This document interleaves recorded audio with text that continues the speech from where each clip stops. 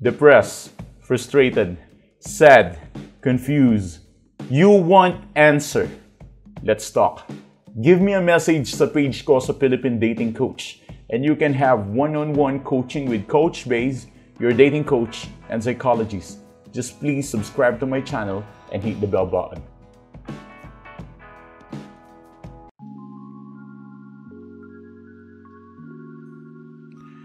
Just don't give a shit. Does it? No other way, but this is the only way. Kahit mag-success ka, maging milyonaryo ka, o kahit magkaroon ka ng karelasyon na mas better sa kanya, makabili ka ng bahay, lupa, kotse, o kahit makabili ka pa ng kondo, kahit anong improvement ang mangyari sa life mo, as long as you give a shit about her or him, then I'll tell you, wala nagbago. Hindi kasi porke makuha mo lahat ng gusto mo bilang ganti sa ex mo, yun na lahat ng kailangan mo. Minsan sa totoo lamang, nalubos ang kailangan mo lang ay ang salitang wala. Just don't give a shit. No contact rule o kahit makipag-bargain ka pa o anumang paraan ang gawin mo. At kahit panoorin mo pa lahat ng videos ko araw-araw, gawin mong reviewer o gawin mong pampalakas ng loob, as long as you give a shit, then don't expect na magkakaroon ng changes. Ngayon kung tatanungin mo ako, Coach, how do not give a shit about my ex para magmukha siyang tanga? So let me explain it one by one. Number one, move on is a protocol. Why did I say na protocol siya?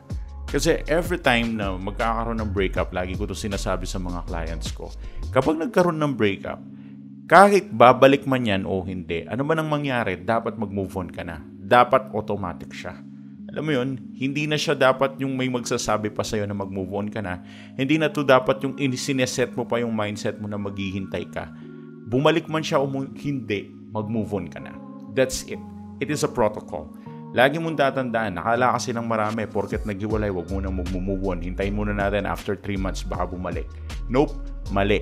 Mali po ang ganong perspective or ganong mindset. Once na nag-break up, automatic, dapat yung move on, nandyan na siya. Kahit seconds pa lang ang nakalipas. Example, nag-away kayo ngayon. Tapos nag-break kayo. Kahit ilang segundo pa lang ang nakalipas, dapat nasa moving on process ka na. Protocol po ito. Hindi po ito option, okay? No matter what, babalik man siya o hindi, dapat may ganong klaseng mindset ka. I-protocol mo sa life mo yung pag-move on. Number 2, train your mind. Of course, walang mangyayari kung mapanood mo man ng mga videos ko. If you don't train your mind, then you cannot win the game. No matter what will happen, you cannot win the game. I'll tell you, if you don't train your mind. So, paano nga ba i-train ng mind? Yeah, start meditating and, meditation or kung ano man ang mga paraan just to train your mind. Just put discipline sa mind mo. Because if you don't do that, then I'll tell you, kahit ma-encourage ka, mapanood mo lahat ng mga to, walang mangyayaring kakaiba. Everything ay magiging worse lamang. Because yeah, I know. Maaaring ganahan ka o magbago yung lifestyle mo sa araw na to. Maaaring masabi mo na, wow, ang ganda ng video, nakakabago ng buhay. But believe me, if I'll say na hindi ganun-ganun kabilis ang lahat, you need to train your mind. Kailangan every day of your life, hinahasa mo ang isip mo how to, paano gawin yung not giving a shit about your ex. That's just so simple. Number 3, change your perspective in life. Bakit change your perspective in life? Tayo kasi sa life natin, ang priority natin kapag nagbe-break up yung love life natin. Kaya siya nagiging main problem kasi ginagawa natin priority. Nagiging perspective natin to sa buhay na parang, kapag nag-break ka, iniwan ka, nasaktan ka. Parang, alam mo yun, lumiliit yung mundo natin dahil dun sa perspective na meron tayo. And that's why gusto ko na baguhin mo yung perspective na meron ka. Because if you change it, then, ikaw pa rin yung magme-benefit nito eh. If you change your perspective in life, after ng breakup, instead of, spending your time thinking about your ex or, wasting your time, you should change yourself. You should change your lifestyle. You should change your mindset. Even your perspective in life. Number 4, think big. Mag-isip ka naman na malaki, Diyos ko naman. Hindi naman porket nag-break up kayo ng ex mo, katapusan na ng mundo, sasabog na yung world, pati yung Mars, pati yung buong universe. Hindi pa po. Hindi porket naghiwalay kayo ng ex mo, wala na lahat. tapos na lahat. Hindi ka na magkakapera, hindi ka na yayaman, hindi ka na magiging masaya. Please, guys. Ay, ito yung pinakamalaking problema ng mga subscribers ko. Sa mga nagko-comment, napapansin ko to. Pinakamalaking problem nila, medyo maliit sila mag-isip. You know, if you think big, then malaking bagay din yung makukuha mo because you are thinking big. The number 5 or the 5th one is, don't be idiot. Ito every time na you give a shit about your ex, then nagmumukha kang idiot. Yun lang yun. Ganun lang siya kasimple. Siguro dun sa mga first 2 or 1 month ng hiwalayan nyo, I understand kung nasasaktan kayo. Or hanggang 1.5 buwan. But kapag nananatili ka sa ganyang stage, I don't think so na okay pa siya. Nagmumukha ka ng tanga kapag lumalampas ka na sa ilang buwan. I know, minsan masakit. It's fresh. Mga 1 or 1.5 or minsan, sige, pagbigyan na 2 buwan. Pero pag lumalampas na doon, nasasaktan ka pa rin. I'm so sorry. I'm your biggest kakampi pagdating sa breakup. But I'll tell you, it's not good. Para ka ng tanga doon.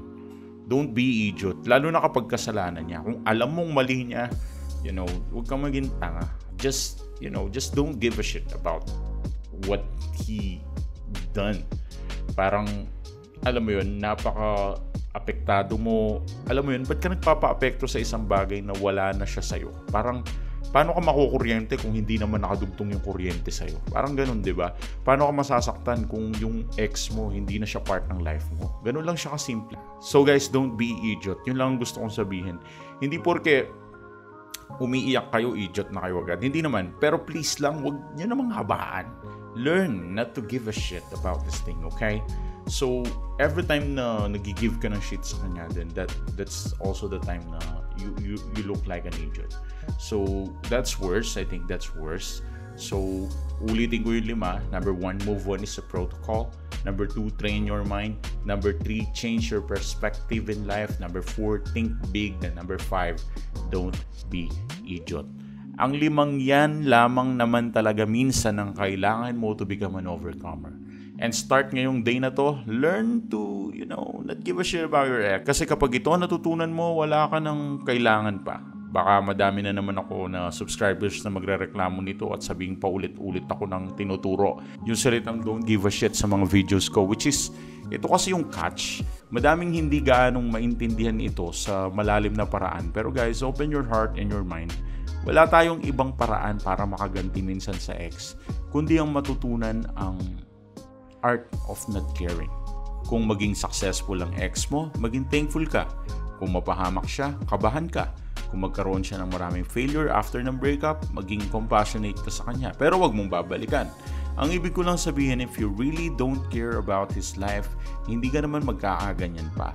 At mabibiter yung tipong halimbawa, nag-fail siya sa life niya after breakup, tapos yung sa isip mo, buti nga sa'yo.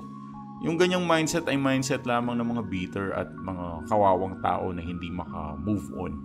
Hindi ko kinakampihan ng ex mo, pero kung ganito ang mentality mo, halatang you still give a shit about him or her, di ba?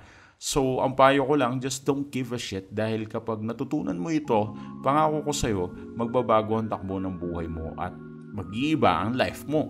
Effective ba ito? Gaya ng sinabi ko, kung may mas better pa sa no contact at sa lahat ng mga tinuturo ko, probably ito yun. Kaya yun lamang ang mapag-aaralan natin ngayong araw na to. If you really need me, pa-schedule na lamang kayo sa secretary ko, then makakapag one-on-one coaching tayo. Search nyo lang sa FB ang Philippine Dating Coach page. Yo!